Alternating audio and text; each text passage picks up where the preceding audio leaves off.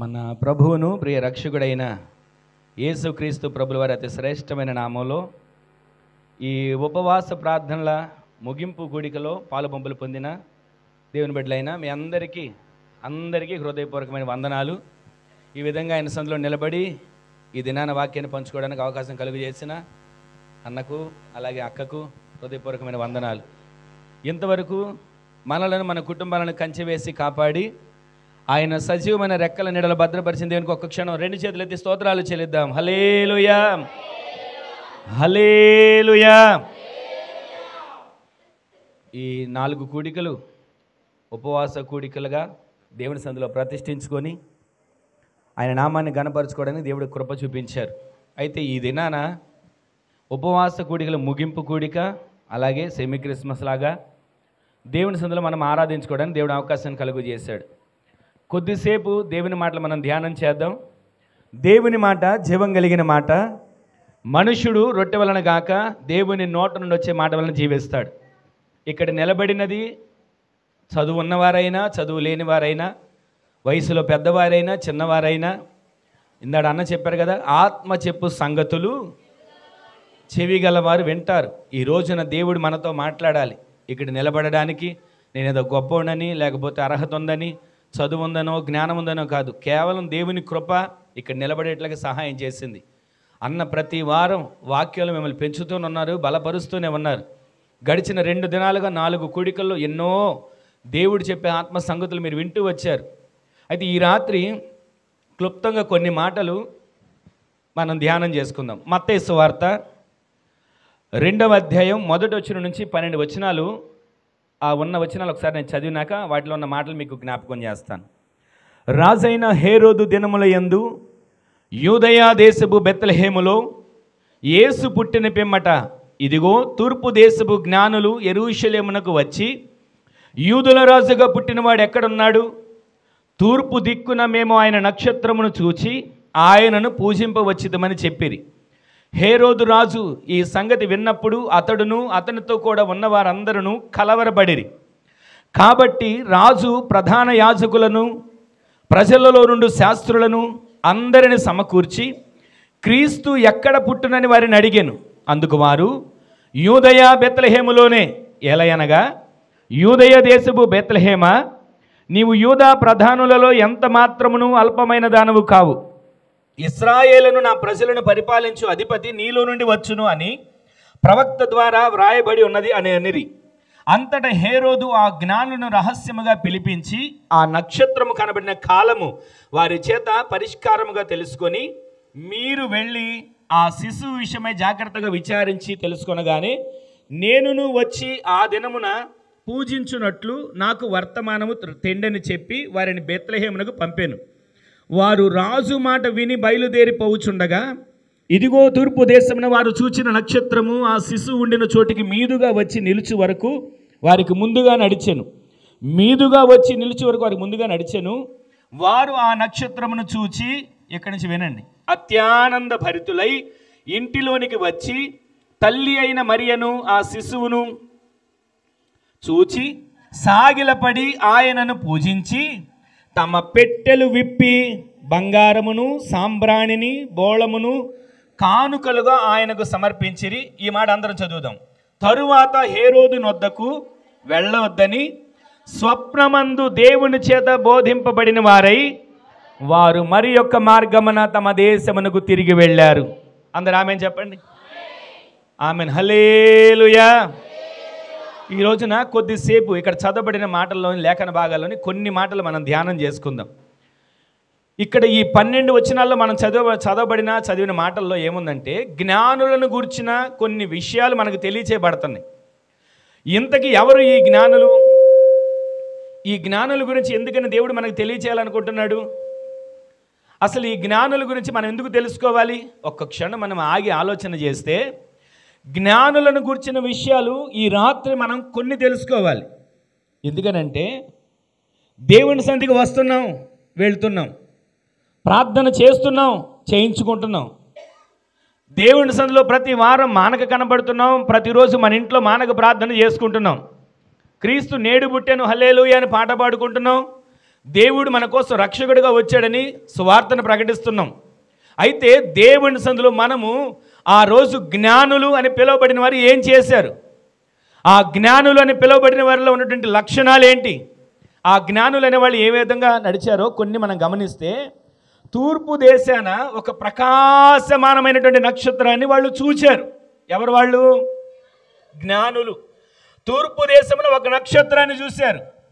అంటే ఎప్పుడు చూసే నక్షత్రాలే, కానీ ఆ రోజున వారికి ప్రకాశమైనటువంటి ఒక నక్షత్రంగా కనబడుతుంటే, అసలు ఈ నక్షత్రం ఏమిటి అని గమనిస్తే ఆ నక్షత్రం వెళ్తున్నటువంటి దారిని చూస్తున్నారు. ఇదేంటి, నక్షత్రం నడుస్తుంది, నక్షత్రం ప్రయాణం చేస్తుంది, మనకేదో వర్తమానాన్ని బోధిస్తుంది, ఈ నక్షత్ర మార్గంగా మనం ప్రయాణం చేయాలి అని వారు ప్రయాణం చేసి ఆ మార్గాన్ని అనుసరిస్తూ వెళ్ళారు. వెళుతూ వెళుతూ వెళుతూ ఉండగా నక్షత్రం యెరూషలేము అనేటువంటి ప్రాంతంలో ఆగింది. ఆగగానే వీళ్ళు అనుకున్నారు, ఈ నక్షత్రం మనకి దారి చూపిస్తుంది, యూదుల రాజుగా పుట్టినవాడు ఒక చోట ఉన్నాడని మనకు ఒక వర్తమానం తెలిసింది. అయితే ఇప్పుడు మనం వెళ్ళవలసిన మార్గంలో రాజులు ఎక్కడ పుడతారు? రాజుల గృహంలో. రాజులు ఎక్కడ పుడతారు? రాజరికం కలిగినటువంటి నివాసంలో అని యెరూషలేములో ఒక రాజు ఉన్నాడు. ఆ రాజు దగ్గరికి వెళ్ళి మనం వర్తమానం చెబుదాం, ఈ విధంగా జరిగింది, ఈ విధంగా కనబడింది, ఈ విధంగా మేము ప్రయాణమై వచ్చాము, అదిగో నక్షత్రం మాకు మార్గం చూపించింది అని రాజు దగ్గరికి వెళ్ళారు.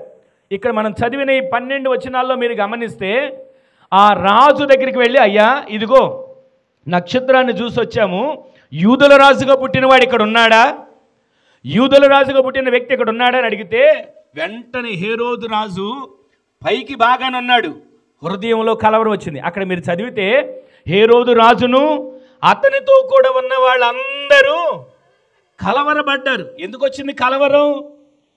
పైకి బాగానే ఉన్నాడు, యూదుల రాజా, మీరు ప్రయాణం చేసి వెతుకుతున్నారా? ఇక్కడ రాజరికంలో ఉన్నాడని వెతుకుతూ వచ్చారా? అయితే ఇక్కడ లేడు, కానీ ఒక మాట చెప్తాను వినండి, ఆయన ఎక్కడున్నాడో మీరు వెతకండి, వెతికి వెళ్ళి ఆయన ఆరాధించండి, మరలా తిరిగి వచ్చి నాకు వర్తమానం చెప్పండి. ఎందుకో తెలుసా? నేను వెళ్ళి మరలా ఆయన ఆరాధిస్తా అని చెప్తున్నాడు. అయితే పైకి బాగానే చెప్తున్నాడు, కానీ మనసులో కుయుక్తి ఆలోచనలు, నేను కాకుండా వేరొక రాజా, నా తర్వాత నా పిల్లలు రాజు అవ్వాలి, వారి తర్వాత వారి పిల్లలు రాజు అవ్వాలి, నా వంశం రాజుల వంశముగా తరతరాలు మేము ఏలుబడి చేయాలి, మేము కాకుండా వేరొక రాజు ఏలడం, మేము కాకుండా వేరొక రాజు పరిపాలించడమా అని మనసులో ఆందోళన చెందాడు, కలవరం పొందాడు. ఆ విధంగా కుయుక్తిగా వారి దగ్గర మాట చెప్పి జ్ఞానులు పంపించాడు. ఆ జ్ఞానులు అక్కడి నుంచి ప్రయాణమై బయలుదేరి బయటికి వస్తే యెరూషలేములో నుంచి మరలా నక్షత్రం కనపడింది. మనం చదివిన మాటల్లో ఆ నక్షత్రం కనబడి దారిని వెళుతూ ఉండగా ఆ ప్రకాశమానమైన నక్షత్రాన్ని చూసి ఆ మార్గం గుండా వెళితే, ఇక్కడ మీరు గమనించండి, ఒక ఇంటి మీద ఆ నక్షత్రం ఆగింది. ఆమెను చెప్పండి, ఆమెన్, హల్లెలూయా. ఆ ఇంటి మీద నక్షత్రం ఆగగానే వాళ్ళు ఎలా ఉన్నారంట? నక్షత్రాన్ని చూచి అత్యానంద భరితులై. ఈ రోజున మనము నక్షత్రాన్ని చూసినప్పుడు మనకు ఆనందం కలుగుతుంది. ఏ ఆనందం? అత్యానందం. ఎందుకు కలుగుతుంది? మన యేసయ్య రక్షకుడిగా వచ్చాడు, మనల్ని, మన ఆత్మలను రక్షించడానికి, మనల్ని నరకాన్ని నుంచి తప్పించడానికి ఆయన మన కోసం ఉద్భవించాడు, మన కోసం ఈ భూమి మీదకి దిగి వచ్చాడని ఒక అత్యానంద భరితమైన ఆనందం మనకు కలగాలి. ఈ జ్ఞానులకి ఈ ఆనందం ఎక్కడొచ్చిందంటే, వెళ్ళారు, ఇంటి దగ్గర ఆగారు, లోపలికి వెళ్ళి చూడగానే అక్కడికి వారి అత్యానంద భరితల ఇంట్లోకి వెళ్తే ఎవరెవరిని చూశారు? అక్కడ రాయబడింది, ఒకసారి చూడండి.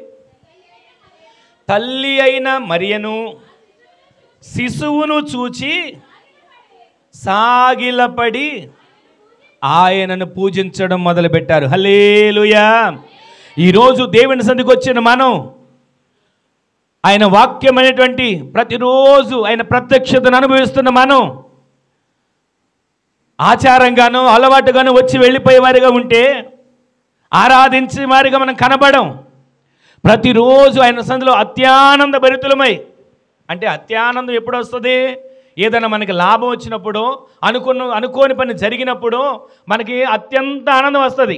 అలా కాకుండా ప్రతిరోజు సమస్యలు, కష్టాలు, నష్టాలు, అప్పులు ఉంటే ఈ బాధల్లో మనం ఆనందించలేం, ప్రార్థన కూడా చేయలేం. అయితే దేవుని వాక్యం మనకి సెలవిచ్చేది ఏంటో తెలుసా? ఈ లోకంలో జీవిస్తున్న మనకు, ఆత్మీయ యాత్ర, ఆత్మీయ పోరాటంలో పరుగులు తీస్తున్న మనకు ప్రతిరోజు కష్ట నష్టాలు, సుఖ దుఃఖాలు ఎదురవుతూనే ఉంటాయి. ఆర్థిక ఇబ్బందులు, అనారోగ్య పరిస్థితులు, ఆటంకాలు ఎదురవుతూనే ఉంటాయి. అయినా మనం ఏం చేయాలో తెలుసా? ప్రతిరోజు దేవుని సన్నిధిలో అత్యానంద భరితులుగా మార్చబడుదుముగాక. అత్యానంద భరితులుగా ఆయన సన్నిధిలో మనం కనబడి మనం ఆరాధించవలసిన వారిని ఆరాధించాలి. వారు అత్యానంద భరితులు అయ్యారు. ఎవరిని ఆరాధించారు? అక్కడ యేసయ్యను చూసి ఆరాధించారు. హల్లెలూయా. ఆరాధించడం మాత్రమే కాదు, వాళ్ళకు మోసుకొని వచ్చారంట అర్పణ. బంగారము, సాంబ్రాణి ఇవన్నీ కానుకలుగా సమర్పించారు. ఇక్కడ మనం గమనిస్తే ఆ సమర్పణ అయిపోయిన తర్వాత దూత చేత మరలా హెచ్చరించబడి వారు సమర్పించేశారు, అత్యానంద భరితులయ్యారు, ఆరాధించారు, ఇవ్వవలసిన అర్పణ అప్పగించారు. తిరిగి బయలుదేరుతుండగా వారు తిరిగి బయలుదేరుతున్నప్పుడు దూత చేత హెచ్చరించబడ్డారు. ఇదిగో మీరు వచ్చిన మార్గం సరైనది కాదు, మరలా మీరు ఆ మార్గంలో కాదు, నేను మీకు చూపించే మార్గంలో మీరు ప్రయాణం చేయాలి. ఆమేన్ చెప్పండి. ఈ రోజున ఈ ఆరాధనలోకి అడుగుపెట్టిన మీరు, ఈ రోజున ఈ ఆరాధనలోకి ఏ ఆలోచనతో వచ్చినా, ఈ రోజున ఈ ఆరాధనలో ఏ రకమైనటువంటి కార్యం జరగాలని వచ్చినా, ఉపవాస ప్రార్థనలు ముగింపనే వచ్చినా, సెమీ క్రిస్మస్ అనే వచ్చినా, ఏ విధము చేతనైనా దేవుని సన్నిధిలో అడుగుపెట్టిన మీరు వచ్చేటప్పుడు మార్గం మారబోతుంది. ఆమేన్ చెప్పండి. మన మార్గాలు మారబోతున్నాయి. మన జీవితంలో పరిస్థితులను దేవుడు మార్చబోతున్నాడు. ఒక ఉన్నతమైన కార్యాలు దేవుడు జరిగించునుగాక. ఆ జ్ఞానుల గురించి మనం నేర్చుకోవాల్సిన కొన్ని మాటలు ఏంటంటే, మనం ధ్యానం చేసే వాటిలో ఈ క్రిస్మస్ లేక జ్ఞానులు అనే మాట మనకు వినబడగానే మనకి జ్ఞాపకం వచ్చేది ఏంటంటే ఆరాధన. ఈ క్రిస్మస్ అంటేనే చాలామంది చెప్తారు కదా, క్రీస్తుని ఆరాధించుట. క్రీస్తుని ప్రతిరోజు ఆరాధించాలి. సంవత్సరానికి ఒక్కసారి అయ్యా 25వ తారీఖున లేదా నవంబర్ 25 నుంచి డిసెంబర్ 25 వరకు నెల రోజులే నిన్ను ఆరాధిస్తాని కాదు.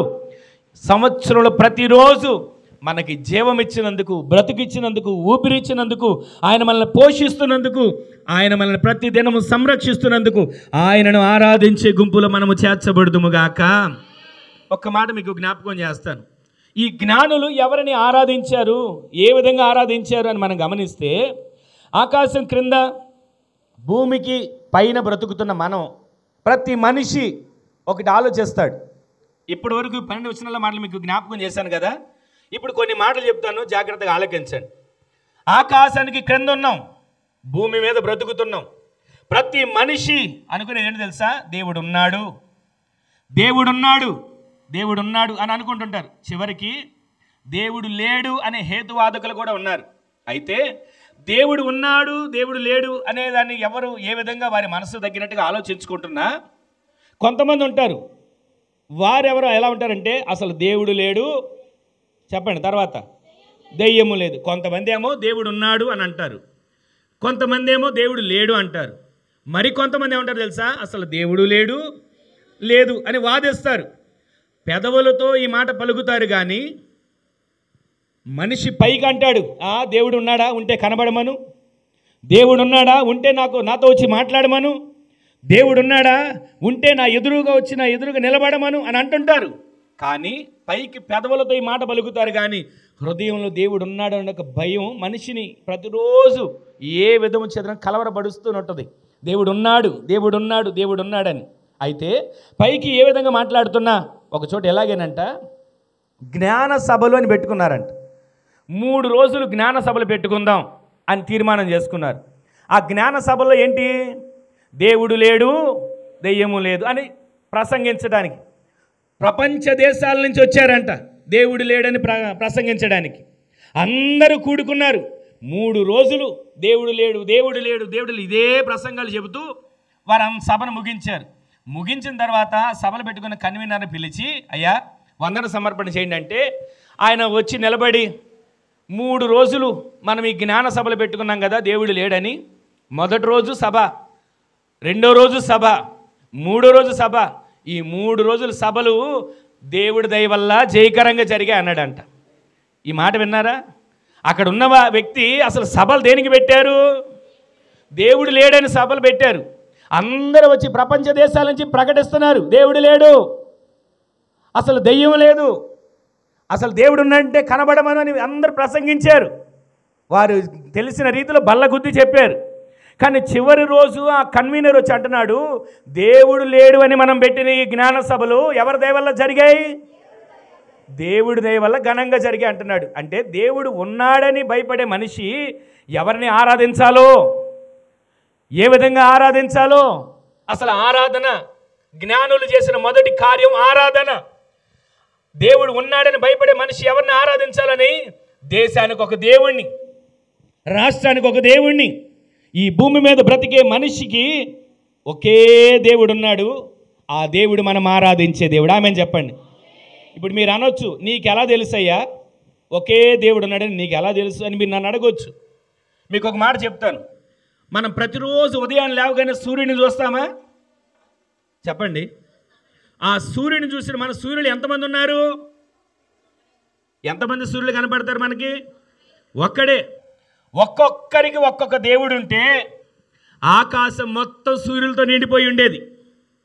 ఒక్కొక్కరికి ఒక్కొక్క దేవుడు, ఒక్కొక్కరికి ఒక్కొక్క దేవుని ఏర్పరచుకొని, ఒక్కొక్కరు ఒక్కొక్క దేవుని నిర్మించుకొని ఆరాధించుకుంటూ ఉంటే ఏ విధంగా చేత మనిషి ఆరాధించాలి దేవుడిని అని?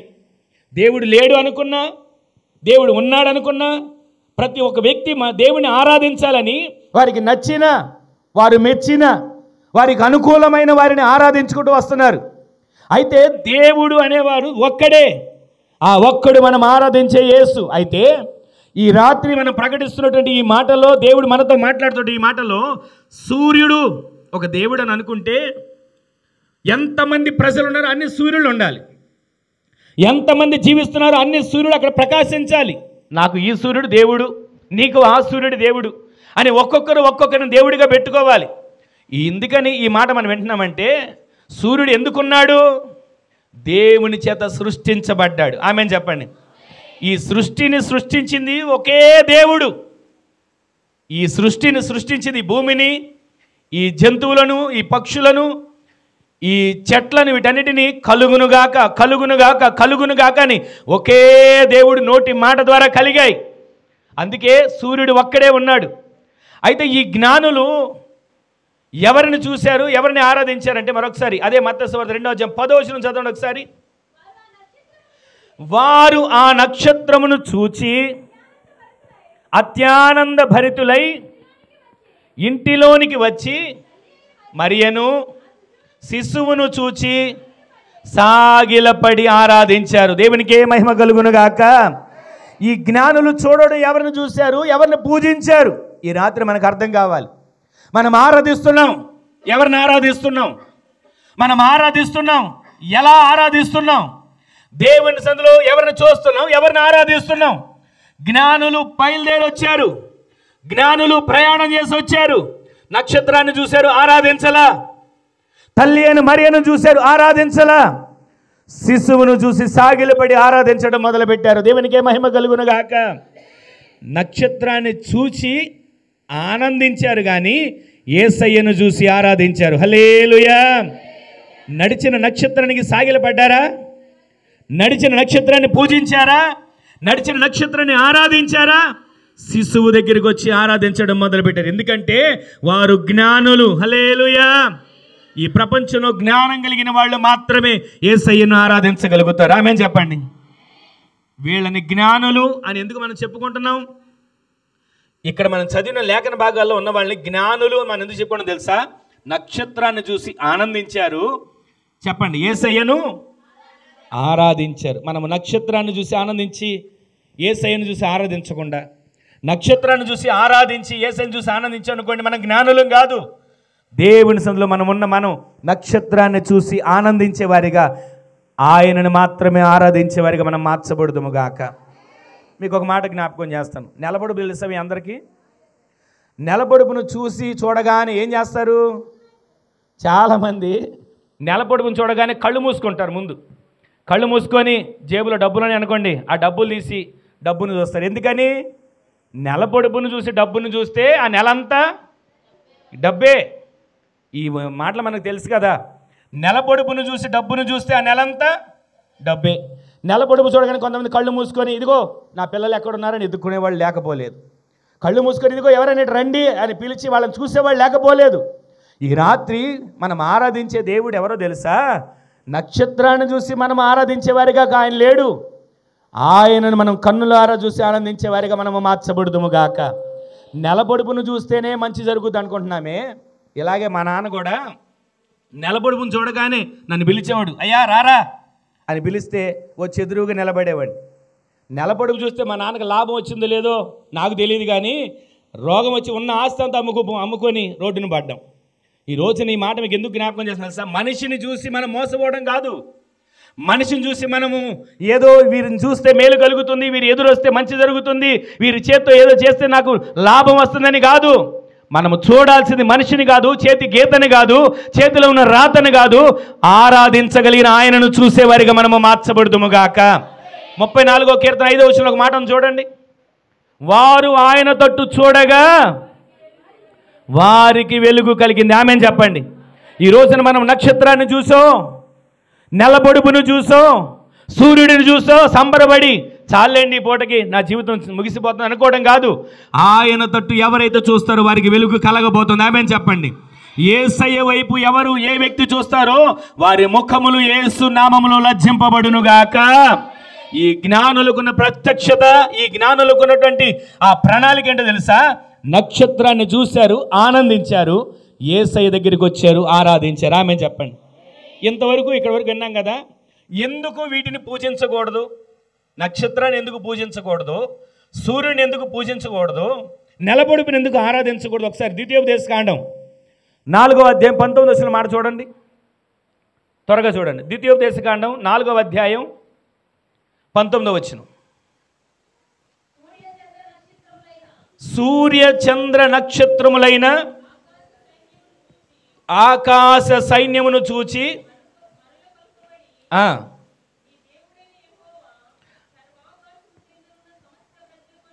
సూర్య చంద్ర నక్షత్రములైన ఆకాశ సైన్యమును చూచి మరులు కొల్పబడి, నీ దేవుడైన యెహోవా సర్వ ఆకాశము క్రిందనున్న సమస్త ప్రజల కొరకు పంచిపెట్టిన వాటికి, ఈ మాట అందరికి చెప్పండి, పంచిపెట్టిన వాటికి నమస్కరించకూడదు. అర్థమైందా ఎందుకు వీటిని ఆరాధించకూడదు? సూర్యుడిని, చంద్రుడిని, నక్షత్రాలను, నెలపొడుపుని వీటిని మనం ఆరాధించడం కాదు. ఇవి దేవుని చేత సృష్టించబడ్డాయి, మనకు పంచిపెట్టాడు ఆయన.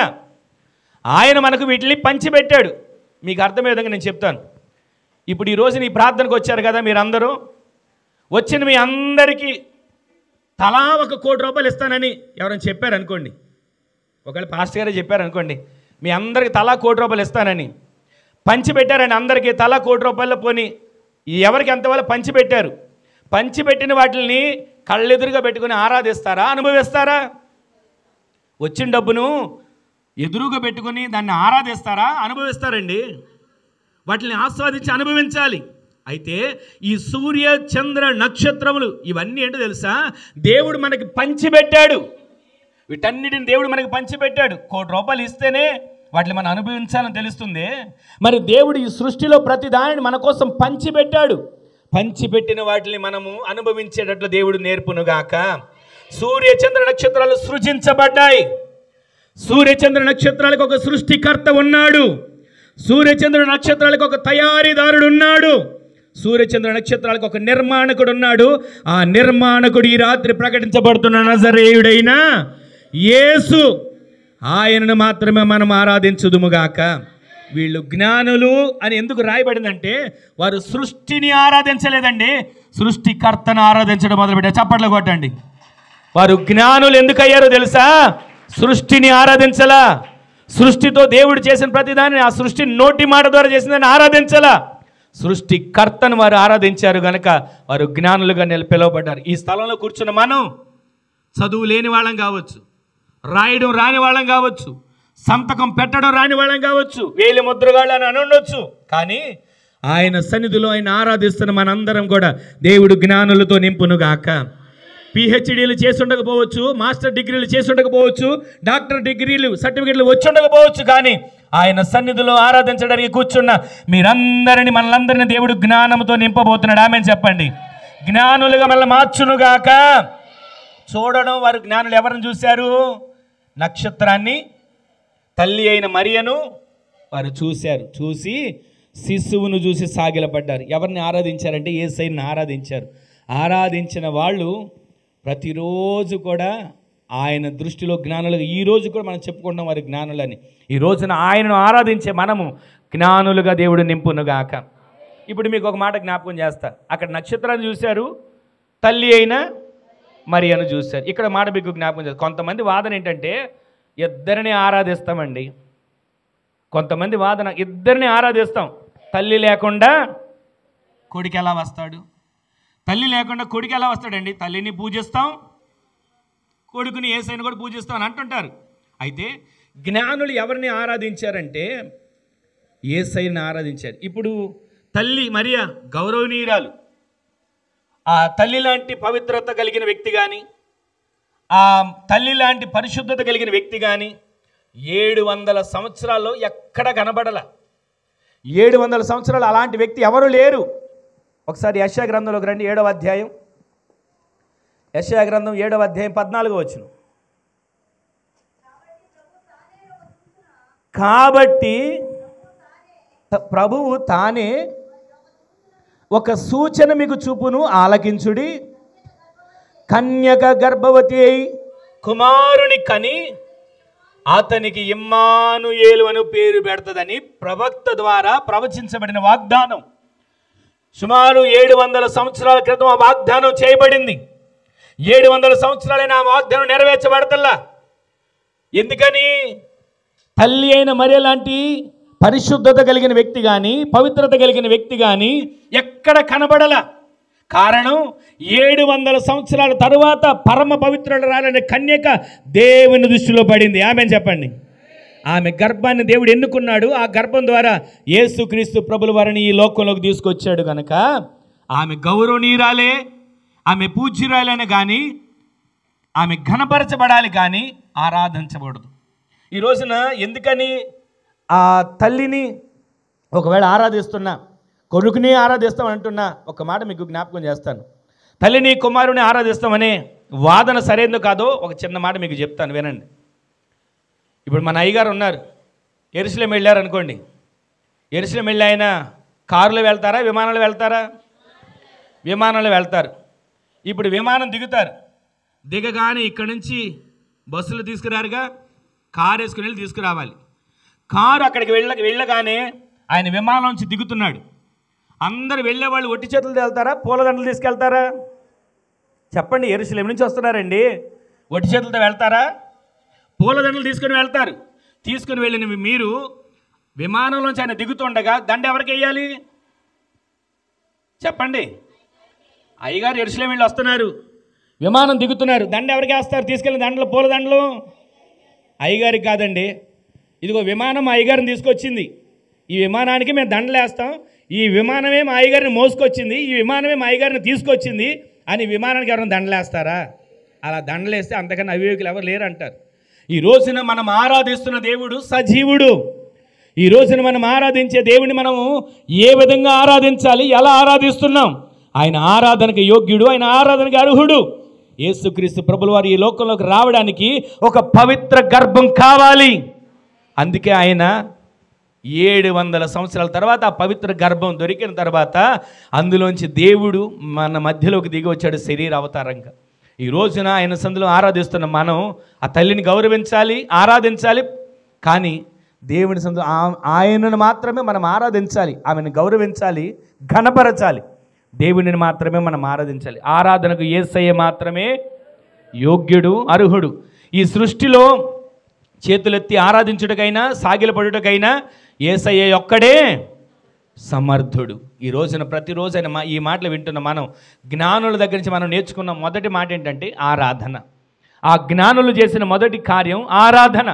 వారు ఎలా ఆరాధించారు? నక్షత్రాన్ని చూసి ఆరాధించారా? ఆ ఇంటిని చూసి ఆరాధించారా? తల్లి అయిన మరియను చూసి ఆరాధించారా? యోసేపును చూసి ఆరాధించారా? శిశువును చూసి సాగిలపడి ఆరాధించారు. రెండో కార్యం ఏం చేశారు అక్కడ? అదే 2వ అధ్యాయం 11 వచనం చూడండి, మత్తయి సువార్త. ఇంటిలోనికి వచ్చి మరియను చూచి సాగిలపడి పూజించి పెట్టెలను విప్పి బంగారమును సాంబ్రాణిని కానుకలుగా సమర్పించారు. ఈ క్రిస్మస్ ఆరాధనలో రెండవ మనకు తెలుస్తున్నటువంటి మాట ఏంటంటే మొదటిది ఆరాధన, రెండవది సమర్పణ. దేవుని సన్నిధిలో ప్రతిరోజు మనము సమర్పించే వారిగా ఉండాలి. ఎందుకని? నిర్గమకాండలో ఒక మాట ఉంటుంది, నా సన్నిధిలో ఎవరు వట్టి చేతులతో కనబడకూడదు.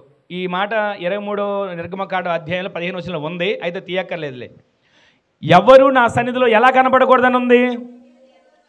మరి అంటే ఏం పట్టుకోవాలి? బైబిల్ పట్టుకొని వెళ్ళాలంటారు, అంతేనండి. వట్టి చేతులతో కనబడకూడదంటే అదే కదా, బైబిల్ తీసుకుని వెళ్ళాలి.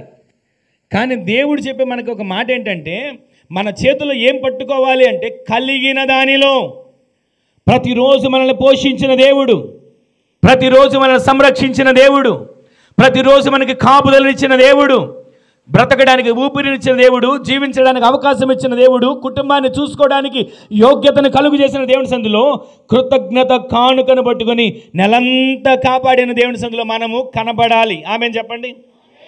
ఈ రోజున ఈ మాట నేను చెబుతున్న మాట కాదు, దేవుడే మనతో మాట్లాడుతున్న మాట. కృతజ్ఞత అనే విత్తనం నీవు దేవుని సందులో వేయాలి. ఆ విత్తనం వేస్తే అది ఫలభరితంగా మార్చబడుతుంది. ఇస్సాకు విత్తనం వేశాడా? వేయలేదా?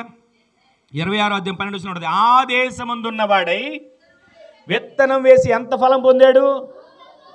100 ఫలం పొందాడు. మరి ప్రతిరోజు దేవుని సందులోకి వచ్చి దేవుడిచ్చినటువంటి ప్రతి దానిలోంచి కృతజ్ఞత, ఆ విత్తనం దేవుని సందులో వేస్తున్నామా? విత్తనం వేస్తే ఆ విత్తనం ఫలభరితంగా మార్చబడుతుంది. విత్తనంగా ఉండదు. ఒక రోజున విత్తనం మొలుస్తుంది, ఒక రోజున విత్తనం మొక్క అవుతుంది, ఒక రోజున విత్తనం మహావృక్షంగా మార్చబడుతుంది, ఒక రోజున ఆ విత్తనమే ఫలభరితమైనటువంటి జీవితంగా మార్చబడుతుంది. ఆమెను చెప్పండి. ఈ జ్ఞానులు యేసయ్య దగ్గరికి వచ్చి ఏం సమర్పించారంటే కానుకలు సమర్పించారు. బంగారము, సాంబ్రాణి, బోళం. ఒక్కొక్కరు కానుక వేయడానికంట ఒక సేవకులు చెప్పారు, జేబులో పెట్టుకొని కాగితాలు చెమటలు పట్టిస్తారంట. ఒక సేవకుడు చెప్పగా విన్నా, జేబులో చేయి పెడతారంట, కాగితాలకి చెమటలు పట్టిస్తారంట. అంటే తక్కువ వేస్తారను, తక్కువ వేయకూడదను నేను అనట్లేదు, అది ఎవరికి దేవుడు ఇచ్చిందో అది ఇష్టం. అయితే దేవుడు ఇచ్చిన వాగ్దానం అంటే నీ శక్తి కొలది, దేవుడు నిన్ను అభివృద్ధి పరిచిన కొలది నీవు దేవుని సందులో అర్పించే వాటిలో నీవు విప్పేది పిడికిడి కావచ్చు, కానీ దేవుడు ఆకాశ వాకిళ్లను నీ కొరకు విప్పబోతున్నాడు. ఆమెను చెప్పండి. ఈ రోజున ప్రతిరోజు దేవుని సందులో ఆయన మాటలు వింటున్న మనం, ప్రతిరోజు ఆయన మాటలు ధ్యానిస్తున్న మనం, ఎన్నిసార్లు ఈ మాటలు విన్నా, ఎన్నిసార్లు ఈ మాటలు ధ్యానించినా ఏమండి కానుకల గురించే కదండి. ఎప్పుడు ప్రసంగం వచ్చిన కానుకలేగా అని అనుకుంటాం. కానుకలు అనేది అది ఏదో సేవకుడు పోగు చేసుకోవడానికి కాదు, నీ ఆత్మీయ జీవితం, కుటుంబం వర్ధిల్లడానికి నీవు విత్తనాన్ని విత్తుతున్నావు. పిడికలతో విత్తిన విత్తనం ఫలభరితంగా దేవుడు మార్చబోతున్నాడు. విత్తేది పిడికిలే, ఆకాశపు వాక్కళ్ళ నుంచి దేవుడు విస్తారమైన పంటను ఇవ్వబోతున్నాడు. ఆమె చెప్పండి. ఈ రోజున ఈ మాటలు వింటున్న మన జీవితంలో మరొక చోట ఉంది కదా, వెదజల్లి అభివృద్ధి పొందిన వారు కలరు. ఈ రోజున ఈ మాటలు వింటున్న మన జీవితంలో మరొక మాట మీకు జ్ఞాపకం చేస్తున్నాను. చూడండి, మనమందరం ప్రతి ఆదివారం మందిరానికి వస్తాం కదా, అందరం వస్తాంగా, వచ్చిన కొందరైనా వస్తాం కదా. మందిరానికి వచ్చిన మనం మనకు నిర్ణయించిన స్థలాల్లో కూర్చుంటాం. పాస్టర్ గారు ఇక్కడ ఉంటారు, పాస్టర్ గారు ఇక్కడ కూర్చుంటారు. మరి యేసయ్య ఎక్కడ కూర్చుంటారు చెప్పండి? మన మందిరానికి వచ్చామండి, దేవుని సన్నిధి, ఆయన ఆరాధిస్తున్నాం. జ్ఞానులు ఆరాధించారు, ఇప్పుడు అర్పణ అర్పేస్తున్నాం జ్ఞానుల వలె. దేవుని సన్నిధికి వచ్చిన మనం మనకు నిర్ణయించిన స్థలాల్లో కూర్చున్నాం. పాస్టర్ గారు ఆయనకు నిర్ణయించిన స్థలాల్లో ఉన్నాడు. మరి దేవుడు ఉన్నాడు, సజీవుడని ఆరాధిస్తున్నాక దేవుడు ఎక్కడున్నాడు చెప్పండి? ఎవరో తెలిసింది వాళ్ళు చెప్పండి.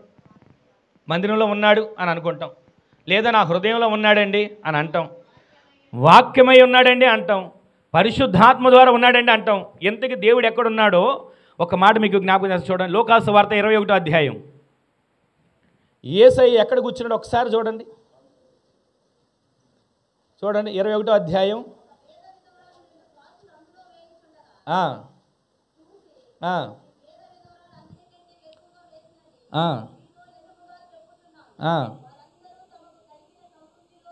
పైన మరొకసారి చూడండి.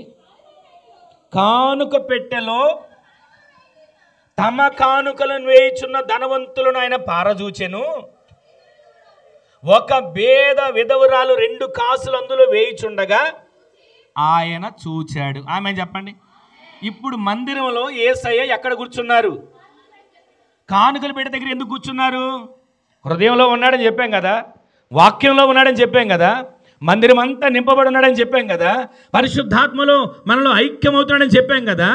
మరి ఇక్కడ వాక్యంలో ఆయన కానుక పెట్టె దగ్గర ఎందుకు కూర్చున్నాడంటే, నీవు పిడికిడితో కానుకల పెట్టెలో విత్తుతున్నటువంటి ప్రతి విత్తనానికి ఆకాశపు వాక్యాలను వెప్పడానికి ఆయన అక్కడ కూర్చొని ఉన్నాడు. ఆమె చెప్పండి. ఈరోజు నీ మాటలు వింటున్న మన జీవితంలో నీవు విత్తిన దానికంటే రెట్టింపు ఆశీర్వాదం నీ కుటుంబానికి అనుగ్రహించాలని, నీవు విత్తిన దానికంటే ఆకాశపు వాక్యాలను విప్పి పట్లజాలనంత విస్తారమైన దీవెనల వర్షం నీ పైన కుమ్మరించాలని ప్రతిరోజు కూడా ఆయన సన్నిధిలో మనల్ని ఆయన గమనిస్తూనే ఉన్నాడు. ఆయన మనల్ని నిత్యము కనిపెడుతూనే ఉన్నాడు. ఈ మాటలు వింటున్న మనం ప్రతిరోజు కూడా ఈ క్రిస్మస్లో దేవుడు మనకు నేర్పుతున్న పాఠం ఏంటంటే, మొదటిది ఆరాధన, రెండవది ఏంటంటే సమర్పణ. ప్రతి సేవకుడు విశ్వాసులు ఇచ్చే ప్రతి కానుకల్లో ఏం చూడాలి తెలుసా? వారి రక్తాన్ని చూడాలి. విశ్వాసులు చెమటోడ్చి వారి కష్టపడిన దాంట్లో కానుకనే తీసుకొచ్చిన, దశమ భాగమే తీసుకొచ్చిన, ప్రథమ ఫలమే తీసుకొచ్చిన, అర్పణే తీసుకొచ్చిన, ఆఖరికి పండిన ఒక చెట్టులో, ఒక కూరగాయల చెట్టులో ఒక కాయ తీసుకొచ్చిన, ఏది వృధా చేయకుండా ఆ సేవకుడు తినాలి. దేవుని వాక్యం సెలవిస్తూ ఉంది, ప్రతి సేవకుడు విశ్వాసులు ఇచ్చే ప్రతి కష్టార్జితంలో నుంచి, కానుకల నుంచి వారి రక్తాన్ని చూడాలి. ప్రతి సేవకుడు కూడా ఆత్మల సంపాదన కొరకు ఆ కష్టార్జితాన్ని ఖర్చు చేయాలి. ఆమె చెప్పండి. ఈ రోజున వాక్యాలు అనేక చోట్ల మనకు వినబడుతున్నా, అనేక చోట్ల ప్రసంగాలు వింటున్నా, బాగానే ఉన్నాయండి. ఈ పూట బాగానే ఉందని మార్కులు వేసి వెళ్ళేవారిగా కాదు, వాక్యానుసారంగా జీవించే వారిగా దేవుడు మనల్ని నిలబెట్టునుగాక. ప్రతి సేవకుడు ఆత్మల పంట కోసే వ్యవసాయకుడిగా మార్చబడునుగాక. ఎక్కడ చూసినా సేవకులు నోట వస్తున్న ప్రతి మాట జీవాహారంగా ప్రతి వానికి అందునుగాక. చాలా చోట్ల చూస్తున్నారు, ఎక్కడ చూసిన సేవలో వ్యాపారాలు ఎన్ని జరుగుతున్నా. ఈ రోజున ఒక మాట మీకు జ్ఞాపకం చేస్తాను. ఒక సేవకుని సమర్పణ ఎలా ఉండాలో అపొస్తలుడైన పౌలు గారు కొరింథీయులకు రాసిన 2వ పత్రిక 12వ అధ్యాయం 15వ వచనంలో చూడండి. కాబట్టి నాకు కలిగినది యావత్తు మీ ఆత్మల కొరకు బహు సంతోషముగా వ్యయపరచెదను, నన్నును నేను వ్యయపరుచుకుంటాను. ఆమె చెప్పండి. అపొస్తలుడైన పౌలు గారు కొరింథీయులకు రాసిన 2వ పత్రిక 12వ అధ్యాయం 15వ వచనంలో రాయబడిన మాట తెలుసా? నాకు కలిగినది కొంత అన్నాడా? అంటే దేవుని సేవకుడు తనకి కలిగినది యావత్తు ఆత్మల సంపాదన కొరకు ఖర్చు చేయాలి. ఆమె చెప్పండి. ఒక విశ్వాసి కొంత ఖర్చే, ఒక విశ్వాసి తన కుటుంబాన్ని పోషించుకుంటూ దేవుని సన్నిధికి తీసుకొచ్చే కొంత ఖర్చే. కానీ సేవకుడు వచ్చినదంతా అవసరమైతే ఇంకా బయట అప్పులు తెచ్చైనా సరే ఆత్మల సంపాదన కొరకు ప్రయాసపడే సేవకులు ఉన్నారండి. ఆమె చెప్పండి. ఈ రోజున దేవుని సందులో ఈ మాటలు వింటున్న మన జీవితంలో ఇచ్చిన దాంట్లో సేవకులు అనుభవిస్తున్నారు, సుఖం కొంటున్నారు, బంగ్లాలు కట్టుకుంటున్నారు, కార్లు కొనుక్కుంటున్నారు, తిరుగుతున్నారు అనుకుంటారు. కానీ ఆ సేవకుని ప్రయాస ఎంతసేపు ఎలా ఉంటుందో తెలుసా? ఆత్మల సంపాదన, నశించిపోతున్న ఆత్మల రక్షణ, వాటి కోసం ప్రతిరోజు తాపత్రయపడుతూ ఖర్చు చేస్తుంటాడు. సభలు పెట్టినా, వీధి కూడికలు పెట్టినా, గృహ కూడికలు పెట్టినా, ఈ విధంగా ఉపవాస కూడికలు పెట్టినా కారణం ఏంటో తెలుసా? ఆత్మల సంపాదన.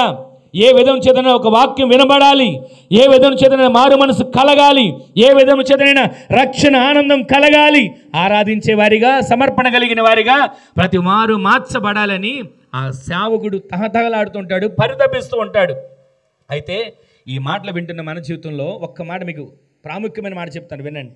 ఇలాంటి సేవకుల కంట ఇక్కడ చదివాం కదా, ఒకసారి చూడండి 12-15. కాబట్టి నాకు కలిగినది యావత్తు మీ ఆత్మల కొరకు నేను ఖర్చు చేసుకుంటున్నాను, నన్ను కూడా నేను ఖర్చు చేసుకుంటున్నాను అన్నాడా? అలాంటి సేవకుడైన పౌలు గారికి ఎలాంటి వారు విశ్వాసులు వచ్చారో తెలుసా? ఒక చోట అంటాడు, చూడండి, రోమపత్రిక 16వ అధ్యాయం, త్వరగా చూడండి, రోమపత్రిక 16వ అధ్యాయం 3-4 వచనాలు రాయబడిన మాట చూడండి. క్రీస్తు యేసునందు నా జత పనివారైన అకులకును ప్రిస్కిల్లకును వందనాలు చెప్తున్నాను, వారు నా ప్రాణమునకు తమ ప్రాణాలు పెట్టడానికి కూడా ఎంత మాత్రం వెనకాడలేదు. ఆమె చెప్పండి, గట్టిగా చెప్పండి ఆమెనని. ఆత్మల సంపాదన కోసం ఖర్చు చేసే సేవకునికి ప్రాణం పెట్టే విశ్వాసం దేవుడు నిలబెడతాడు. ఆమె చెప్పండి. ఇక్కడ ప్రతిరోజు కూడా ఆత్మల సంపాదన కోసం ఎంత ఖర్చు చేస్తున్నా ప్రాణం పెట్టే విశ్వాసం దేవుడు నిలబెట్టబోతున్నాడు. ఆమేన్ చెప్పండి. ఎందుకు తెలుసా? మరొక చోట అంటాడు అపోస్తలుడైన పౌలు గారు, అపోస్తల కార్యాల గ్రంథం 20 అధ్యాయం 24 వచనంలో, నా ప్రాణమును నాకెంత మాత్రమును నేను ప్రియమైనదిగా ఎంచుకోవట్లేదు. అలా ఉన్నాడు గనక ప్రాణం పెట్టే విశ్వాసులు వచ్చారు. సేవకులు ఆ విధంగా ఆత్మల సంపాదన కోసం నిలబెడితే ప్రాణం పెట్టే విశ్వాసులను దేవుడు నిలబెట్టునుగాక. ఈ రోజున మన కష్టాజితం ద్వారా, మన కానుకల ద్వారా పరిచర్య కొనసాగాలి, ఆత్మలు సంపాదించాలి, పరిచర్య విస్తరించాలి, భూదిగంతముల వరకు పరిచర్య స్థాపించబడేట్లు దేవుడి కార్యాలు జరిగించునుగాక. ఈ క్రిస్మస్ ఆరాధనలో జ్ఞానుల గురించి మనం నేర్చుకుంటున్న మొదటి మాట ఏంటి? జ్ఞానుల్లో ఉన్న మొదటి మాట ఆరాధన. వారు చేసిన రెండో లక్షణం ఏంటి? సమర్పణ. ఈ రోజున ఆ సమర్పణ మనం కలిగి ఉండాలి. ఇప్పుడు మరొక మాట చూడండి, అదే మత్తయి సువార్త 12వ వచనం 2వ అధ్యాయంలో. ఇక్కడ 3వ మాట మనకు కనబడుతుంది. తరువాత హేరోదు నొద్దకు వెళ్ళవద్దని స్వప్నమందు దేవుని చేత బోధించబడిన వారై మరి యొక్క మార్గమున వారి ప్రయాణం కొనసాగించారు. ఆమేన్ చెప్పండి. శ్రేష్టమైన మాట 3వ మాట ఏంటంటే పరివర్తన. చెప్పండి, ఏ మాట ఇది? మొదటి మాట, రెండవ మాట, మూడోది పరివర్తన. ఏంటి పరివర్తన? వారు యేసు ప్రభువుల దగ్గరికి వచ్చినప్పుడు ఒక మార్గంలో వచ్చారు. ఆ మార్గం ఏంటో తెలుసా? హేరోదు మార్గం. ఏ మార్గం అది? యేసు ప్రభు దగ్గరికి వచ్చినప్పుడు వారు ఏ మార్గంలో వచ్చారు? వచ్చినప్పుడు హేరోదు మార్గంలో వాళ్ళు వచ్చారు. కానీ తిరిగి వెళ్ళేప్పుడు దేవుడు చెప్తున్నాడు, ఇదిగో ఆ మార్గం కాదు, హేరోదు మార్గం కాదు మీరు వెళ్ళాల్సింది ఏ మార్గం? మరి యొక్క మార్గంలో మీరు బయలుదేరి వెళ్ళాలి. ఆమేన్ చెప్పండి. ఇప్పుడు యేసయ్య దగ్గర నుంచి మనం తిరిగి వెళ్ళేటప్పుడు మన మార్గాలను దేవుడు మార్చునుగాక, మన పరిస్థితులను దేవుడు మార్చునుగాక, మన కన్నీటి బ్రతుకును దేవుడు మార్చునుగాక, మన కష్ట దినములను దేవుడు మార్చునుగాక. వాక్యం వింటున్న మన మార్గాల్లో నిజమైన క్రిస్మస్ ఏంటంటే మన మార్గాలను మనం మార్చుకోవాలి. గట్టిగా ఆమేన్ చెప్పండి. మన బ్రతుకులను మనం మార్చుకోవాలి. ఆమేన్ చెప్పండి. మన ప్రవర్తనలో ఒక మార్పు కలగాలి. ఆమేన్ చెప్పండి. వారు మొదట హేరోదు మార్గంలో వచ్చారు, తిరిగి వెళ్ళేటప్పుడు మరి ఒక మార్గంలో వచ్చారు. అయితే ఈ హేరోదు మార్గం ఏంటి అని మనం గమనిస్తే 3 మాటలు ఉన్నాయి, కానీ ఒక మాట మీకు జ్ఞాపకం చేస్తాను. హేరోదు మార్గం ఏంటిదంటే అసలు హేరోదు ఎలాంటి వాడు, హేరోదు లక్షణం ఏంటి, అసలు హేరోదు మార్గంలో ఎందుకు వద్దన్నాడు, హేరోదు మార్గంలో వెళ్ళొద్దని మరి ఒక మార్గంలో ఎందుకు వెళ్ళమంటున్నాడు. జ్ఞానులు వచ్చారు, బాగానే ఉంది. నక్షత్రాన్ని చూశారు, అత్యానంద భరితులయ్యారు. నక్షత్రాన్ని చూసి ఇంటి దగ్గరికి వచ్చారు, ఇంటిలోనికి వచ్చారు. తల్లి అయిన మరియను చూశారు, శిశువును చూశారు, సాగిలపడి శిశువు ముందు ఆరాధించారు. వారు నక్షత్రాన్ని చూసి ఆనందించారు, యేసయ్యను చూసి ఆరాధించారు. ఆరాధన. రెండవదిగా వారు వచ్చి వారి ముందు సాగిలపడి వారు తెచ్చిన కానుకలను సమర్పించారు. సమర్పణ. ఇక్కడ వరకు బాగానే ఉంది కదా. ఇక్కడికి వచ్చేసరికి మీరు వచ్చిన మార్గం హేరోదు మార్గం, ఆ మార్గం మీరు వెళ్ళకూడదు, మరి ఒక మార్గం వెళ్ళాలన్నాడు. ఇంతకీ ఆ మరి ఒక మార్గం ఏంటి? అసలు హేరోదు మార్గంలో ఎందుకు వద్దంటున్నాడు అంటే, హేరోదు సగం యూదుడు. ఎవరండి హేరోదు? హేరోదు సగం యూదుడు. ఎందుకంటే పూర్తిగా యూదుడు కాదు, పూర్తిగా అన్యుడు కాదు, సగం యూదుడు. అంటే అటు భక్తి కలిగిన వాడిగా కనపడ్డు, లేదా ఇటు లోకంలో ఉన్నవాడిగా కనపడ్డు. ఈ హేరోదు మార్గం మనలోంచి తొలగిపోవాలి. ఆమేన్ చెప్పండి. దేవుని సన్నిధికి వస్తున్న మనం, ప్రతిరోజు ఆరాధిస్తున్న మనం, మందిరానికి వచ్చినప్పుడు దేవుని సన్నిధిలో ప్రార్థించేవారిగా, బయటికి వెళ్ళినప్పుడు మనకు ఇష్టం వచ్చిన జీవితం జీవించేవారిగా మనం ఉండకూడదు. ఇది హేరోదు మార్గం. ఈ క్రిస్మస్లో ఈ మార్గం మార్చబడాలి. ఆమేన్ చెప్పండి. ప్రకటన గ్రంథంలో ఒక మాట ఉంటుంది, నులివెచ్చని స్థితిలో ఉండకూడదు. నీవు ఉంటే వెచ్చగా ఉండు, లేదా అంతేగాని నులివెచ్చని స్థితిలో ఉంటే ఆయన నోటిలో ఉమ్మివేయబోతున్నాడు. ఈ రోజున మన మార్గం మారాలి. అనేక మంది క్రైస్తవులు దేవుని విడిచిపెట్టట్లా, అనేక మంది క్రైస్తవులు లోకాన్ని ఆనవాయితీగా చేసుకొని లోకంలో కలిసిపోవట్లా. ఆదివారం పగలు ఆరాధనకు వెళ్ళేవారు ఉన్నారు, మన దగ్గర ఎవరు లేరులే, కానీ ఆరాధనకు వెళ్ళేవాళ్ళు ఉన్నారు. ఆదివారం సాయంత్రం ఇష్టానుసారంగా సినిమాలకు వెళ్ళేవాళ్ళు, షికార్లకు వెళ్ళేవాళ్ళు, లేదా ఆ షాపులకి ఈ షాపులకి నిలబడే వాళ్ళు లేరా? తీరా చూస్తే వాళ్ళే భక్తి తెలియని వాళ్ళ, భక్తి తెలిసిన వాళ్ళే. క్రైస్తవులు కాదా? క్రైస్తవులే. ప్రార్థన తెలియని వాళ్ళ, ప్రార్థన చేసేవాళ్ళే. పగల మందిరంలో కనపడుతున్నారు, సాయంత్రం అక్కడ కనపడుతున్నారు. దానికి కారణం హేరోదు మార్గం. అది ఈ క్రిస్మస్లో హేరోదు మార్గం తొలగించబడాలి. ఆమేన్ చెప్పండి. ప్రవక్త అయిన ఏలియా కాలంలో ప్రజలు ఎలా ఉన్నారు తెలుసా? ద్విమనస్సు కలిగిన వారిగా ఉన్నారు. అంటే అటు దేవుడు అయ్యా నీవే మా దేవుడు అంటున్నారు, ఇటు వచ్చి బయలు నీవే మా దేవుడు అంటున్నారు. అటు దేవుని వైపు ఆరాధిస్తున్నారు, ఇటు బయలు వైపు ఆరాధిస్తున్నారు. పంటలు పండడానికి వాళ్ళ ప్రాంతానికి వెళ్ళిన తర్వాత వాళ్ళు చేసిన కనానీయులు చేసినటువంటి బయలుకు ఆరాధన వీళ్ళు చేయడం మొదలు పెట్టారు. పంట పండాలంటే ఇలా చేయాలండి, పొలం చక్కగా రావాలంటే ఇలా చేయాలండి అని లోకానుసారంగా ఏదో రకంగా ఇలా బ్రతకాలేండి అని అనుకొని మందిరానికి వచ్చినప్పుడు దేవుని బిడ్డలాగా బయటికి వెళ్ళినప్పుడు లోక బిడ్డలాగా బ్రతుకుతున్నాం. ఇది హేరోదు మార్గం. ఈ క్రిస్మస్లో ఈ హేరోదు మాత్రం మార్గం తొలగిపోవును గాక. ఈరోజు ఈ వాక్యం వింటున్న మన జీవితాల్లో కరువు వెంటాడుతుంది, కన్నీళ్లు వెంటాడుతున్నాయి, సమస్యలు వెంటాడుతున్నాయి, ఇబ్బందులు వెంటాడుతున్నాయి. దీనికి కారణం హేరోదు మార్గం. ఈ క్రిస్మస్ ఆరాధనలో మన మార్గాలను దేవుడు మార్చబోతున్నాడు. ఆమేన్ చెప్పండి. ఆరోగ్యం లేని పరిస్థితులు, భార్యాభర్తలో అసమాధానం కలుగుతున్న పరిస్థితులు, బలహీనతలు ఎదుగుతున్న పరిస్థితులు, కుటుంబాలు అన్నీ ఉన్న నెమ్మది లేని పరిస్థితులు, కారణం హేరోదు మార్గం. మందిరానికి వచ్చినప్పుడు దేవుని బిడ్డలాగా నమ్మకంగా కనబడతాం, కానీ బయటికి వెళ్ళినప్పుడు మన భక్తి కనబడాలి. బయటికి వెళ్ళినప్పుడు మన మాట తీరు, బయటికి వెళ్ళినప్పుడు మన నడక, బయటికి వెళ్ళినప్పుడు మన ప్రవర్తన, బయటికి వెళ్ళినప్పుడు మన చూపు ఏ విధంగా ఉంటున్నాయి? ఈ హేరోదు మార్గం మనలో నుంచి తొలగిపోవును గాక. ప్రతిరోజు మనము అనుకోవాల్సింది తెలుసా? అయ్యా నాలో ఉన్న ఏ హేరోదు ఆలోచనలైనా, హేరోదు మార్గమైనా తొలగించి నీ సరైన మార్గంలో, నిత్య రాజ్యానికి వెళ్ళే మార్గంలో, యుగ యుగాలు నీతో నివాసం చేసే మార్గంలో నన్ను నడిపించయ్యా అని ఆయనకు మనం అప్పగించుకొని ఆయనను ఆరాధించి ఆయన సందులో సమర్పించే వారిగా మార్చబడుదుము గాక. ప్రతిరోజు ప్రతి క్షణం ఏలియా చెబుతూనే ఉన్నాడు, ఇదిగో ఇశ్రాయేలులారా, ఎన్నాళ్ళు రెండు తలంపుల మధ్య మీరు జీవిస్తారు?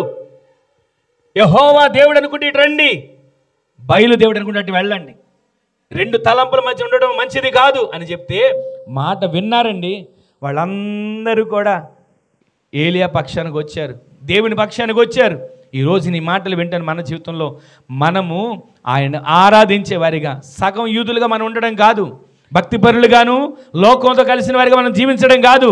చేస్తే ప్రతిరోజు ఆయన సందులో ఆయన రాకడ కొరకు సిద్ధపడిన భక్తి చేసేవారిగా దేవుడు మనల్ని నిలబెట్టును గాక. ఎంతకాలం బ్రతుకుతాం, ఎంతకాలం జీవిస్తామండి? జీవించిన ప్రతిరోజు కూడా ఆయన రాకడ కొరకు ఎదురు చూస్తుండేటువంటి జీవితాన్ని దేవుడు మనకు దయచేయను గాక. ఈ కూడికను దేవుడు ఎందుకు ఏర్పాటు చేశాడో తెలుసా? ప్రతి ఇంటిలోని కరువును కొట్టివేయబోతున్నాడు, ప్రతి ఇంటిలోని ఆర్థిక ఇబ్బందులు తొలగించబోతున్నాడు, ప్రతి ఇంటిలోని అనారోగ్యాన్ని దూరపరచబోతున్నాడు. ప్రతి వాని గిన్నె నిండి పొర్లేటట్లుగా నా దేవుడు చేయునుగాక. ఈ రోజున ఈ పరిస్థితులన్నీ కూడా మనకు అనుకూలంగా మార్చబడాలంటే ద్విమనస్సు తొలగించబడాలి, నామకార్థపు మనసు తొలగించబడాలి. అలా చేస్తే మనము దేవుని సందులో జ్ఞానులుగా మనం మార్చబడబోతున్నాం. ఆమె చెప్పండి. రెండవది, ఈ హేరోదులో ఉన్న లక్షణం ఏంటంటే నరహంతకుడు. ఈ హేరోదులో ఉన్న లక్షణం నరహంతకుడు అంటే నరహత్య. ఒకసారి మత్తయి సువార్త 2వ అధ్యాయం 16వ వచనం చూడండి, త్వరగా సమయం అయిపోయింది, త్వరగా చూడండి. ఆ జ్ఞానులు తన్ను అపహసించిరని హేరోదు గ్రహించి బహు ఆగ్రహము తెచ్చుకొని జ్ఞానుల వలన వివరముగా తెలుసుకున్నటువంటి ఆ సంవత్సరాలంటిని కూడా తెలుసుకొని 2 సంవత్సరాల వయసున్న పిల్లలందరినీ చంపించేశాడు. నరహంతకుడు. ఈ హేరోదు మార్గం నరహత్య మార్గం, ఈ హేరోదు మార్గం నామకార్థ మార్గం, ఈ హేరోదు మార్గం ద్విమనస్సు మార్గం. ఈ మార్గాలు తొలగాలి. దేవుని సందులో సరి అయిన మార్గంలో మనం నడిపించబడేట్లు దేవుడే సహాయం చేయనుగాక. జ్ఞానులు 2 సంవత్సరాలు అయిపోయిందండి, ఇంకా రాలేదు. వచ్చారు. ఒకప్పుడు జ్ఞానులు యెరూషలేము, అయ్యా యూదుల రాజుగా పుట్టినవాడు ఎక్కడా అని అడిగి వెళ్ళిపోయారు.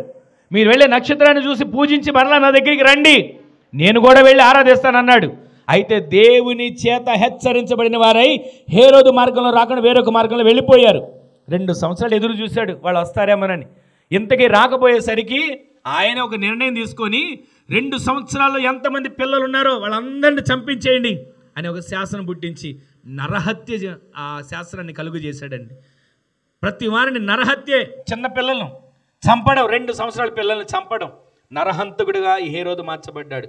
ఈ రోజున ఈ మార్గం మనలో నుంచి మారాలి. ఆమె చెప్పండి. ఆమె చెప్పినప్పుడు మీకు ఒక ఆలోచన వచ్చి ఉంటుంది, ఏమండి నరహత్య మార్గం మారాలంటున్నారు, మేము ఎప్పుడు నరహత్య చేసాం, మేము ఎవరిని చంపాం, చిన్నప్పటి నుంచి మేము పుట్టినప్పటి నుంచి ఈ రోజు వరకు ఎవరిని చంపలేదండి, ఈ రోజు వరకు రక్తం చూస్తేనే నా కళ్ళు తిరిగి పడిపోతానండి, ఎవరిని చంపడం కానీ అసలు నాకు తెలియదండి, కోడి పీక కోయడం కూడా నాకు భయం అండి అని అంటాం. అయితే ఈరోజు నిన్ను చెప్తున్న మనం ఎవరిని చంపలే అనుకోవచ్చు. యోహాను పత్రికలో ఒక మాట ఉంటుంది, చూడండి ఆ మాట. యోహాను పత్రిక మొదటి పత్రిక 3వ అధ్యాయం 15వ వచనంలో ఒక మాట ఉంటుంది. తన సహోదరుడిని ద్వేషించువాడు, 3వ అధ్యాయం 15వ వచనం యోహాను మొదటి పత్రిక, తన సహోదరుడిని ద్వేషించువాడు నరహంతకుడు. ఈ మాట మనం విన్నాం కదా. హేరోదు మార్గంలో నరహంతకుడిగా ఉన్నాడు, నరహత్య చేశాడు. ఈ మార్గం మనం మారాలి. మనం ఎవరిని చంపలా, కత్తి తీసుకుని వెళ్ళి పొడిచి ఎవరిని నరహత్య చేయలా.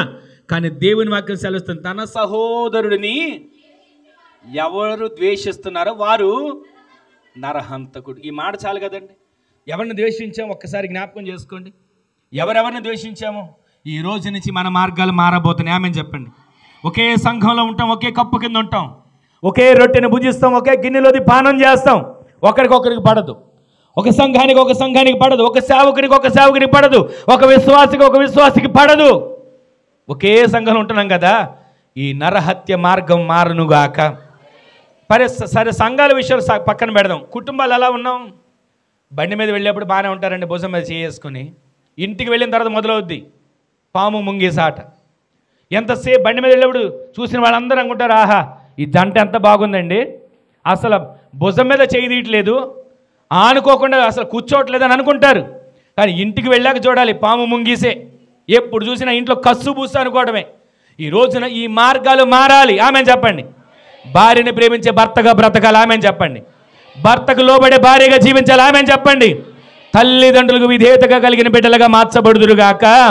హేరోదు మార్గంలో కలహం, హేరోదు మార్గంలో కక్ష, హేరోదు మార్గంలో విభేదాలు, హేరోదు మార్గంలో విరోధాలు ఉన్నాయి. ఇవన్నీ మార్చబడునుగాక. ఈ మాటలు వింటున్న మన జీవితంలో ఈ మార్గాల నుంచి మనం వేరై ఆయనను అనుసరించే మార్గాల్లో మనం జీవించే వారిగా మార్చబడుదుముగాక. ఈ రోజున దేవుని సందులో ఉన్న మనం ఎలా ఉండాలో ఒక్క మాట చెప్పి నేను ముగించేస్తాను. సంఘంలో ఉన్న మన అందరం ఎవరు? ఆయన శరీరములో, చెప్పండి, ఆయన శరీరములో అవయవాలమై ఉన్నాం. ఎఫెసీ పత్రికలో చదవద్దు 5వ అధ్యాయం 30వ వచనంలో సంఘము క్రీస్తు శరీరం. ఈ రోజున సంఘంలో ఉన్న మనమందరం శిరస్సు ఆయన. సంఘంలో ఉన్న మనందరం క్రీస్తు శరీరము. ఆ శరీరంలో ఒక్కొక్కరు ఎవరో తెలుసా? అమ్మ వినండి, శరీరంలో మీరందరూ ఒక్కొక్కరు ఎవరో తెలుసా? అవయవాలు. ఒకరు శరీరంలో ఉన్న అవయవం కన్ను కావచ్చు, ఒకవేళ కాలు కావచ్చు, చెయ్యి కావచ్చు, గుండె కావచ్చు. ఏ అవయవమైనా శరీరంలో అవయవాలన్నీ సక్రమంగా పనిచేస్తేనే దేహం ఆరోగ్యంగా ఉంటుంది, జీవంతో ఉంటుంది. అలా కాకుండా అవయవాలన్నీ ఎదురు తిరిగాయి అనుకోండి, అవయవాలన్నీ నాకెందుకులే అనుకున్నట్లుగా పని చేయను అనుకున్నాయి అనుకోండి, ఎక్కడ కూడా నెమ్మది అనేది ఉండదు, జీవం అనేది ఉండదు, నిర్జీవం అవుతుంది. ఒక మాట మీకు జ్ఞాపకం చేసి నేను ముగించేస్తాను. ఇప్పుడు శరీర అవయవాలు గొడవ పడడానికి ఒక కారణం చెప్తాను, మీరు వినండి. మీరు వినే ఉంటారేమో. మీ శరీరంలో, మీ దేహంలో, దేహంలో ముఖం ప్రాముఖ్యమైనదా, గుండె ప్రాముఖ్యమైనది? చెప్పండి. గుండెనా? ఆలోచించండి. ముఖం ప్రాముఖ్యమైనదా, గుండె ప్రాముఖ్యమైనదా? గుండె ప్రాముఖ్యమైనది. రోజు సబ్బు తీసుకొని దేని రుద్దుతావు? బాటిల్ దేనికి పోస్తావు? చెప్పండి. సరే, రోజు ముఖానికి అవసరానికి పోస్తున్నావు కదా, గుండె ఏ రోజైనా ఇదిగో నేను ముఖ్యమైన దాన్ని కదా, గుండె ముఖ్యమైన అన్నావు కదా, ఏ రోజైనా గుండెకి మొహం రుద్దినట్టుగా రుద్దారా?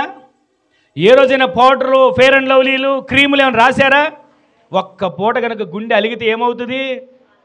జీవం కాస్త నిర్జీవం అయిపోతుంది, పరిస్థితులన్నీ తారుమారైపోతాయి. ఈ రోజున సంఘంలో ఉన్న మనం అందరం ఎలా ఉండాలో తెలుసా? క్రీస్తు శరీరంలో ఉన్న అవయవాలుగా మనమందరము కలిసి ఆయన శిరస్సుకు లోబడే వారిగా మనల్ని దేవుడు నిలబెట్టునుగాక. హేరోదు మార్గాలు తొలగించబడాలి, దేవుని రాజ్యము కట్టబడేట్లుగా మన ఆత్మీయ జీవితాలు మార్చబడాలి. ఆమె చెప్పండి. ప్రతిరోజు కూడా జీవం ఉన్న చోట మరణం వెళతాడం చేస్తుంది. ఒక్క మాట వినని పరిస్థితిలో జీవం పోయి మరణం వెళతాడం చేస్తుంది. ఈ రోజున సంఘాలు చచ్చిన స్థితిలోకి వెళ్ళడానికి కారణం, ప్రజలు మందిరానికి వస్తున్నారు కానీ హేరోదు మార్గాల్లో జీవిస్తున్నారు.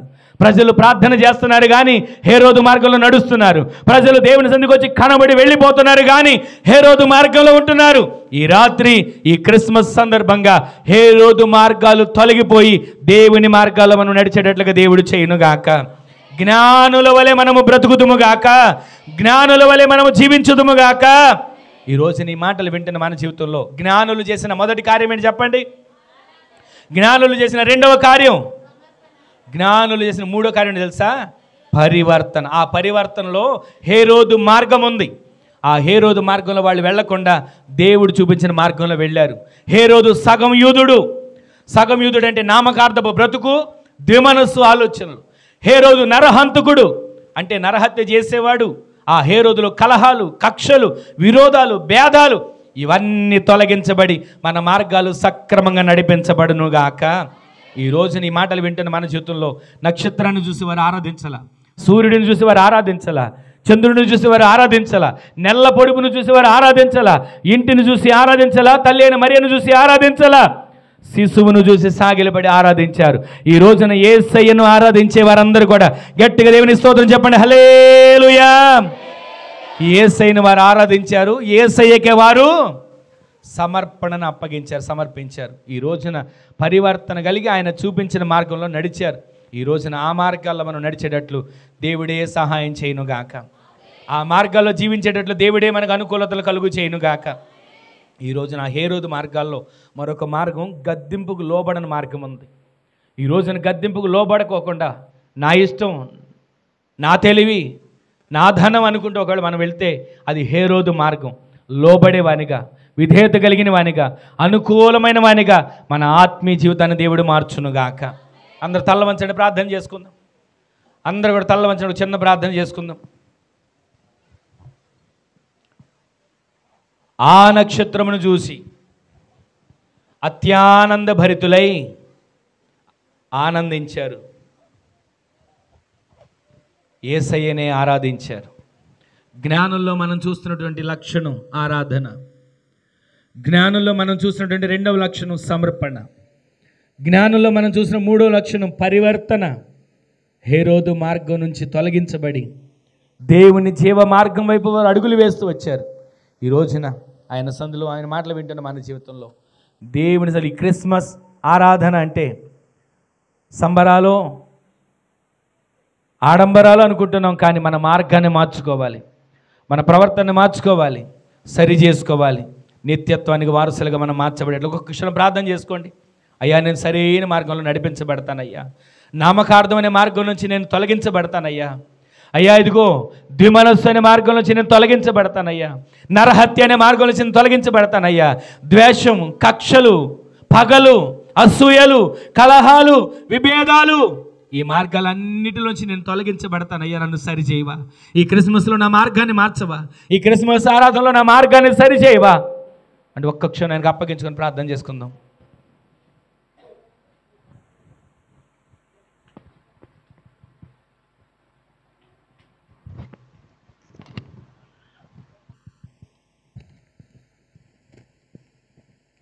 పరిశుద్ధుడు అయిన తండ్రి, జీవాధిపతి, వందనములు నాయన. నీ దేనదాని ఈ విధముగా మూడవ దినము నాయన ప్రభా, ఒక ఉన్నతమైన కార్యం మీరు చేశారు. ఈ యొక్క 3 దినాల ఉపవాస ప్రార్థనల ద్వారాగా గొప్ప జయాన్ని ఈ రాత్రి మీరు కలగజేసినందుకే నీకు స్తోత్రాలయ్యా. నీ బిడ్డ ద్వారాగా జ్ఞానులు ఏ విధముగా నా తండ్రి ప్రభా యెరూషలేమునకు వచ్చి తల్లి అయిన మరియాయును తండ్రి శిశువును చూసి, యేసేపును చూసి, యేసయ్యకి మొక్కి ఏ విధముగా తన కానుకలు సమర్పించారు, అదే విధముగా నా తండ్రి ప్రభా హేరోదు మార్గముకు వెళ్ళక మరొక మార్గమునకు నా తండ్రి ప్రభా వెళ్ళారు. అన్ని విషయాలు నా తండ్రి ప్రభా ఈ క్రిస్మస్లో నా తండ్రి ప్రభా ఆనందం ఏ విధముగా కలుగుతుందో చాలా సూటిగా తేటగా నాతోనూ మాతోనూ సంఘముతోనూ మీరు మాట్లాడినందుకే వందనాలు చెల్లిస్తూ ఉండగా మార్గాలు పరివర్తన చెందాలయ్యా. అవునయ్యా, మీరు సూటిగా మీరు మాట్లాడినందుకే వందనాలు. ఏ రోజు ఏ విధమైన మార్గాలలో ఉన్నారో తెలియచేశారయ్యా. ఆ మార్గం విడిచి నాయన మరొక మార్గానికి వెళ్ళడానికి సంఘాన్ని మీరు సిద్ధపరిచినందుకే నీకు స్తోత్రాలయ్యా. ఒక సమర్పణ కలిగిన జీవితాన్ని బిడ్డలకు మీరు అనుగ్రహించినందుకే నీకు స్తోత్రాలు చెల్లిస్తూ ఈ దినముని యందు నా తండ్రి ప్రభా, నీ దీనదాసురుడను అతను నిలబెట్టినందుకే వందనాలు నాయనా. ప్రభు, ఇంకను రాబోతున్న దినాలలో నా తండ్రి మరింతగా మీరు వాడుకొని మహిమ పొందమని నీ చేతులకి సంఘాన్ని, సేవకుణ్ణి అయా ఈ యొక్క నా తండ్రి ప్రభా సంఘ కాపరిని, కుటుంబాన్ని అప్పగిస్తూ యేసయ్య పరిశుద్ధమైన నామంలో ప్రార్థించి అడిగి వేడుకొని మేము పొంది ఉన్నాము తండ్రి. ఆమేన్.